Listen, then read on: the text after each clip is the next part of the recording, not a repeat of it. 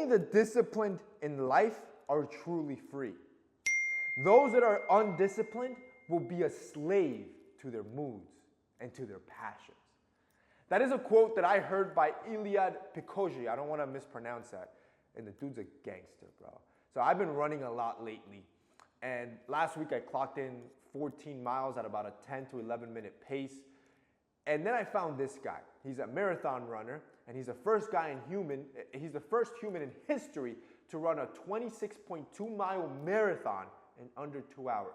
That is a 4 minute and 34 second pace for 26 miles. Now, if you've never run in your life, if you haven't ran over a mile in your life, you do not understand how remarkably impossible it is what that man completed. And then when I heard him say that quote, only the disciplined ones are free in life. If you are in discipline, you are a slave to your moods. You are a slave to your passions.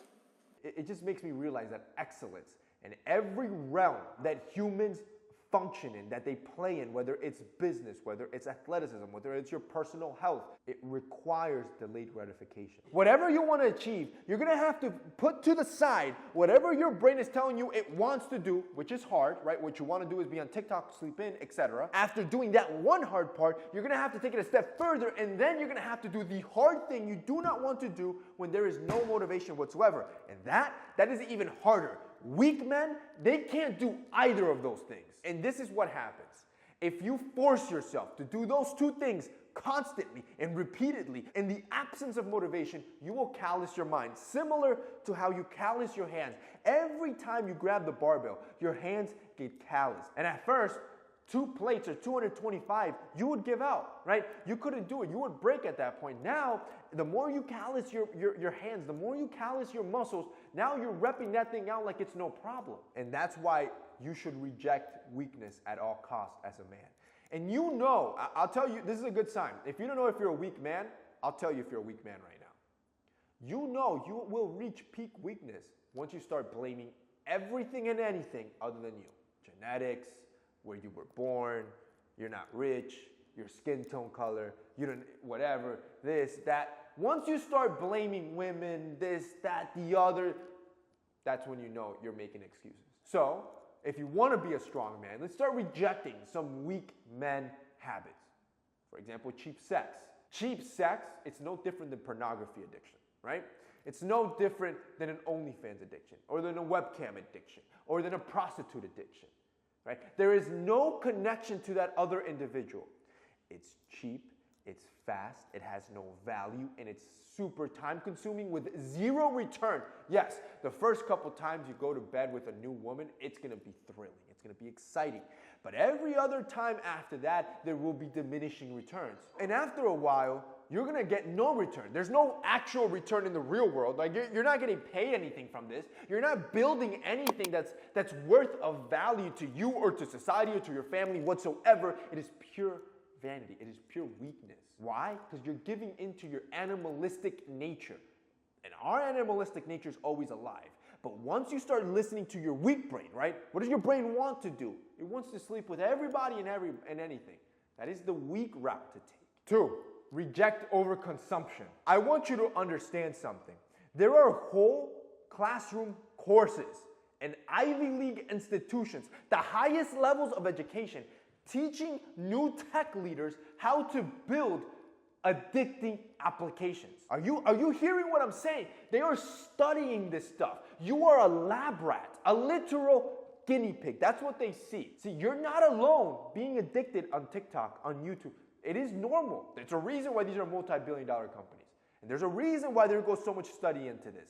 It's not the only one, but you need to understand something. Every time you fall victim to it, they are basically toying with, they are pulling the strings to your brain's inability to do hard things because it knows what your brain wants. And what your brain wants is simple. And that's the crazy part. That's what weakens you. They know what your brain wants.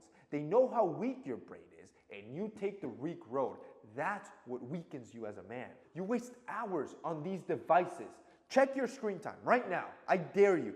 Check your screen time. Post it down below. And don't feel ashamed, bro, because I'm telling you, you're not alone.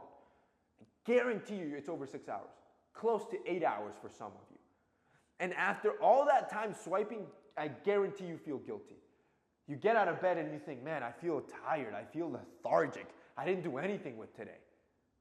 Now do the opposite. Put your phone down, right? Put it on Do Not Disturb. Start writing. Start reading. Go to the gym and tell me how you feel at the end of the day. Do that just one day. Feel the strength that you're going to feel as a man, being able to control your mind to not do the easy thing and do the hard thing. That's why you should also reject easy money. I've been at this for a decade, I think. Yeah, I opened my YouTube channel in 2012. I really didn't start posting and taking it as a business until 2016. But yeah, let's say a decade I've been at it. There is only a handful of YouTubers, you can probably count them on two hands, that are still thriving and building because it takes dedication. Most of them burnt out. Most of them are gone, right? They've fallen off. Most of them, they get tired. You gotta understand that none of this was ever easy, or will it ever get easier. I don't expect my life to get any easier the more money I make, at all. That is not my mentality. I actually expect it to get exponentially harder. Anybody that's pitching to you that business is easy, they got a way to make money fast. You can make money quickly. Yeah, sure, there are ways that you can do that. You can do pump and dumps, right? You could do some cheap course or whatever that it may be. There are ways you can get to that point, right, of quick, easy money. One, it's not sustainable. Two, you don't build the real skill. And three, most importantly, they are appealing to what?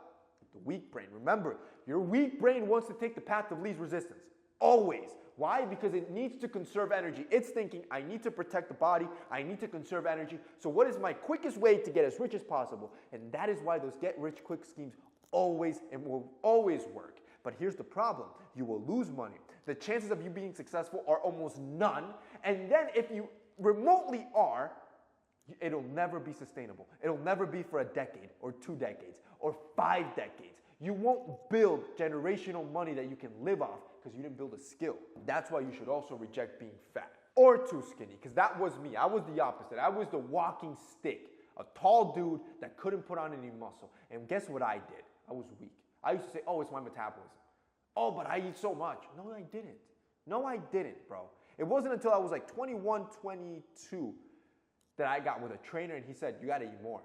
I wasn't growing, then eat more. I wasn't growing. It's always on you. Don't blame your metabolism. Don't blame your genetics. And look, I'm not talking about the crazy anomalies with actual health conditions. I'm talking about the 70 to 80% of men, your average men that are pretty much healthy and are either way too fat or way too skinny and they want to be in between. If you actually want to be there, you are in full control of that. Problem is that your brain is telling you that you're hungry because you're so used to eating so much crap, so much processed sugar, so much processed carbs. And what do? You listen to your brain. You take the easy route. Do not be weak, right? If you want to lose weight, yeah, you're going to be a little bit hungry. It's normal. Your stomach's going to growl a little bit. You are in a caloric deficit. You want to gain weight? Yeah, you're going to feel stuffed, almost like you're going to throw up. That's normal. You're in a caloric surplus. You take the hard road.